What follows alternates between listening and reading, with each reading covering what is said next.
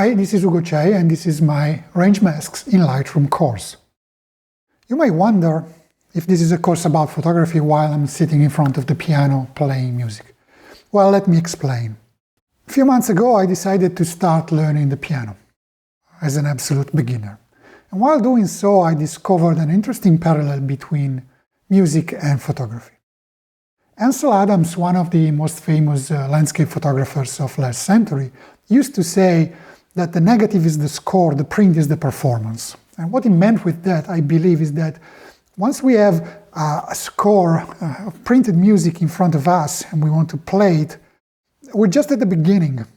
And we need to transform that score into a beautiful execution, a beautiful performance, like we need to transform a negative, be it a film negative, like in Ansel Adams' times, or a digital RAW file, into a beautiful photograph. I believe in most cases we should not content ourselves with what we get out of our digital cameras and do what Adams would have called a straight print. I think it's important, if we want to convey our vision and to transmit emotion and feeling, to make something expressive.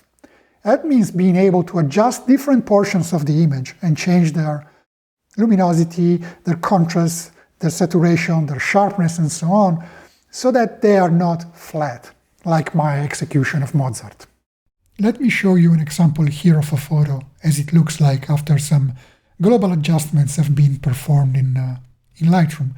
And while certainly not a bad image, I can still see some defects here, like muddy skies, bluish cast in the rocks, and the trees are not glowing as I expect them to be. Whereas the final version that I want looks more like this. And while you can obtain some of that using a graduated filter, as you can see here, if your horizon is not a very precise line, you will end up impacting any part of the landscape that protrudes over the horizon with your filter. In the following segments, I will teach you the steps you need to take in order to use Lightroom filters and range masks. These will be followed by several case studies where I will show you how I apply those techniques to some of my photos from start to finish. I hope you will be able to find in your own catalog of landscape and nature photos some that will benefit from using the same tools. Please follow me along to discover the power of filters and range masks in Adobe Lightroom.